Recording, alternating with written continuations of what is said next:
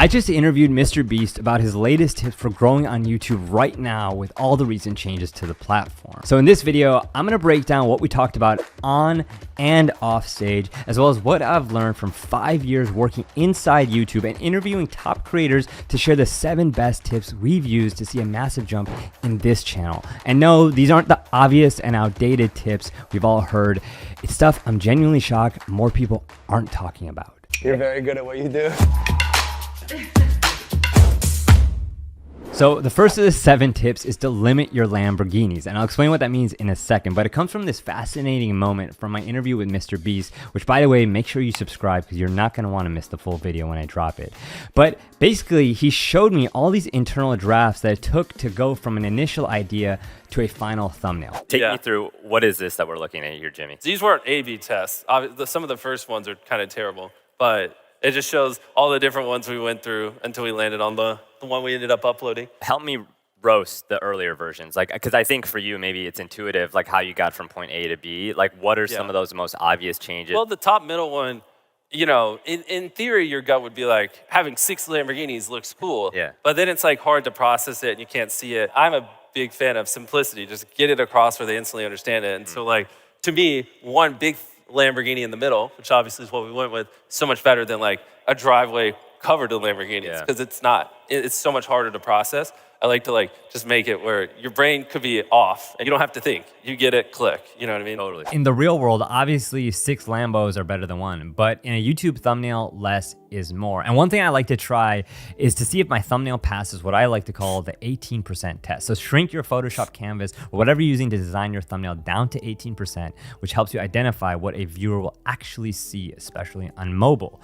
And most times you should have 3 elements or less in your thumbnails, just like Mr. Beast. So that could be a face car castle or face train pit, or a face money safe, just like Jimmy does. And I say this with love because we have a Discord where over 3,500 creators are there giving feedback to each other, and most people share their thumbnails for me to roast. And I want to share 3 examples where if you zoom them down to 18%, you can't see the 3 elements clearly, and there's way too many Lambos stuffed in there. So by looking at it at a smaller scale, you can make better decisions on what to cut, keep, or enlarge. The second tip is to look off YouTube to succeed on YouTube. Now look, I'm not saying you shouldn't study other YouTubers, but if that's all you do and you dismiss content from Hollywood because it's too traditional, then you're losing out on so many ideas that could set you apart. Case in point, I was shocked to learn that actually this thumbnail idea for Mr. Beast's video was actually sparked from his team watching a scene from an Apple TV show called Severance. How did this go from a thumbnail idea to final? One of my thumbnail guys, Chucky, watched Severance, and one of the opening shots is that image in the top middle. He's like, we should do this for a thumbnail. And I was like, what does that even mean? And he sent me that Snapchat with a circle and a human. And I was even more confused, the image in the top right. And I was like, Chucky, I don't know, maybe you're drinking alcohol, even though he doesn't.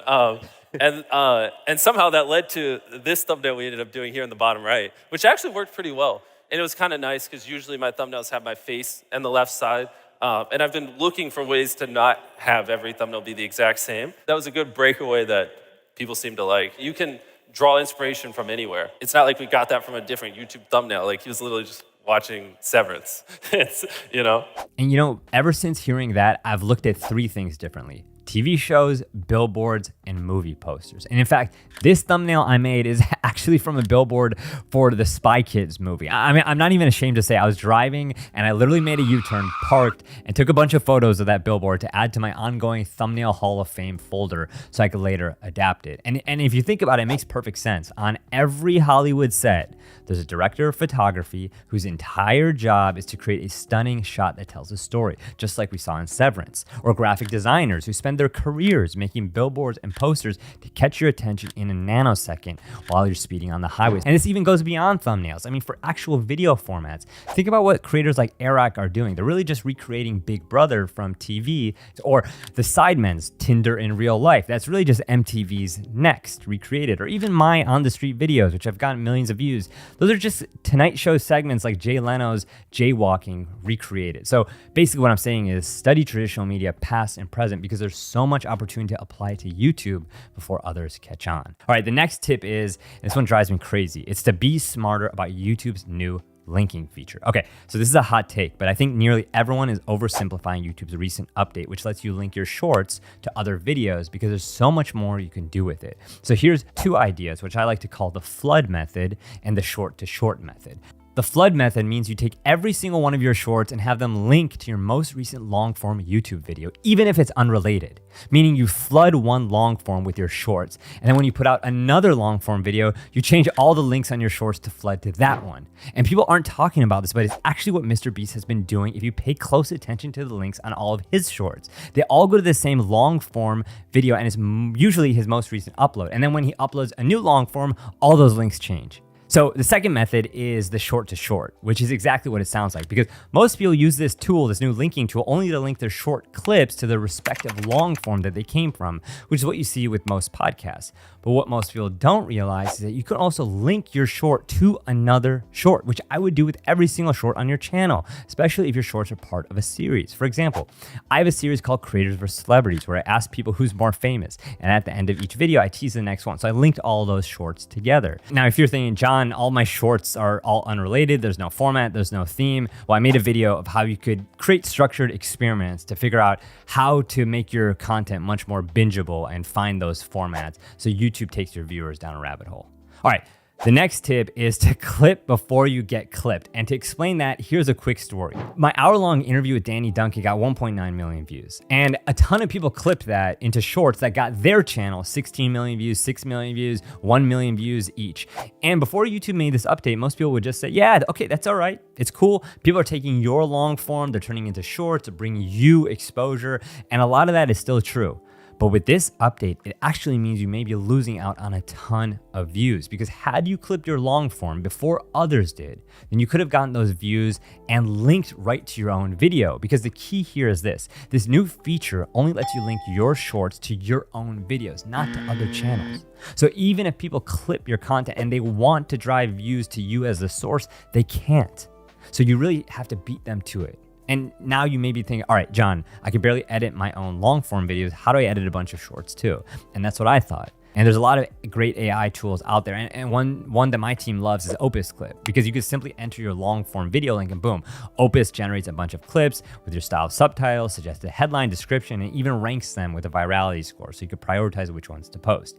Bottom line, you got to clip your videos before others clip them for you, because you never know when one of those clips gets 16 million views, and you could have brought even a portion of those views back to your channel, which could have been massive. The next tip is to use better music. And for this one, I have to thank our sponsor, Licked, because I know this one sounds simple, but if there's one thing you've probably seen across our channel, it's that we are obsessed with finding the right music and sound. And personally, I love using Licked because it lets you use mainstream music in your videos while being protected from demonetization and copyright strikes. And I'm talking about huge chart-topping tracks from artists like Bruno Mars, Charlie Puth, Oliver Tree, Cardi B, and not to mention, with over 1 million mainstream songs and a full library of stock tracks, your options are basically endless. It's a great way to use trending songs your audience already knows and loves, and it helps your videos just feel that much more familiar to newer audience. Perfect example of this, if you take a look at my clip from my 24 hours with Danny Duncan video that got 2.8 million views, well, just watch a few seconds of it with no mainstream music. Now watch that same clip with mainstream music. And again, Licked protects against demonetization, so I don't have to worry about it as a creator. I mean, if you're interested or curious, you could check out this link below, and you'll get 14 days of free stock music and 50% off your first mainstream track. Which brings me to the next tip, which is use T-sheets to brainstorm videos. Now, Jimmy talked about how he's hired storyboard artists to draw his ideas out, but I want to talk about how we could do that even if we can't hire or have the budget. We have a full-time sketch artist. It's like, before I even put an idea on the calendar, we sketch out what the thumbnail will be like. Usually we'll sketch out a couple versions and figure out what the title is. This helps make sure what I'm envisioning isn't just dumb, you know? Okay, so a much more budget-friendly way to do this is something I learned from my interview with Zach King, who explained this amazingly simple tool called T-Sheets that helped him grow to 20 million subscribers. And I'll let Zach break it down here in a second, but basically it's a way to quickly visualize your ideas and share with others for specific feedback. It's essentially like picture an 8.5 by 11 paper with a T written across, and then you've got a synopsis on one side and a picture on the other and a title on the top. And that's just to help all kinds of learners. You have people who read, you have people that just, for me, a visual learner, I see like an image and I get the concept a little easier. And then you also come up with like that memorable top line title that is almost like, it's not YouTube title ready, but it's just to give you an essence, and sometimes it's very memorable. From there, Zach has his team vote on their favorite T-sheets to turn into videos, which makes it so much easier than talking about their ideas and generalities like most people do. And if you don't have a team, don't worry. You can do this with your roommates or family members. The point is, it makes it so much easier to have a concrete ask, which is, hey, what do you think of this specific T-sheet with a headline, sketch, and concept already on there versus what do you think of this ambiguous idea that you send over a text? And that brings me to our last tip, which is to prepare for a potential link apocalypse. Let me explain. Part of YouTube's recent update is the removal of hyperlinks in shorts, right? So no more links to external sites, outside affiliate links, and so forth. Instead, we now have that linking feature in shorts that we discussed. And YouTube is giving you more prominent links on your channel page where you can link up to 14 links, customize the titles, and so forth. And for now, I gotta say, this actually seems like a decent trade for us as creators. But the big question is this.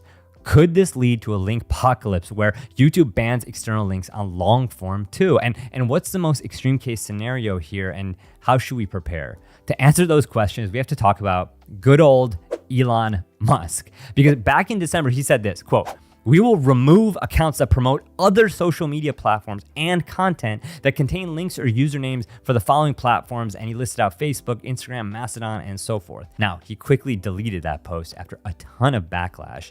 But then X, or Twitter's @safety account, put out this poll asking a very similar question. So regardless, the cat was out of the bag. And you know what Elon said is pretty harsh, but it actually makes business sense for platforms like Twitter and YouTube and Instagram to not play nice and to not link to one another. I mean, do you ever wonder why putting a YouTube link in your Instagram stories leads to this crappy mobile web experience opening up instead of bringing you right to YouTube's app? It's the same thinking. I mean, apps don't want to donate traffic to one another. And now Elon's tweets and YouTube's updates are just accelerating this. So if I were you, I would sprint these next few months to diversify your traffic. And that's actually why I've started my own cartoon newsletter a few months ago, because we've all heard this whole thing, you know, rented land versus owned land. And I think now is the time to really take action on it, because there could be a world where you get less links on long form next year. I'm not saying it'll happen. I'm just saying you shouldn't be caught off guard. And of course, there's actually legislation that prevents big platforms from removing all links, so you could rest easy. And YouTube is probably going to start prioritize even more traffic within their platform like they're doing with shopping. All right, if you found these tips helpful, it would mean a lot if you subscribe. And I'm actually launching a course called Insider Accelerator, where I'll be taking you under my wing to share even more tools, tips, and templates to build a real business as a creator. So check out the link below. I'll see you next time.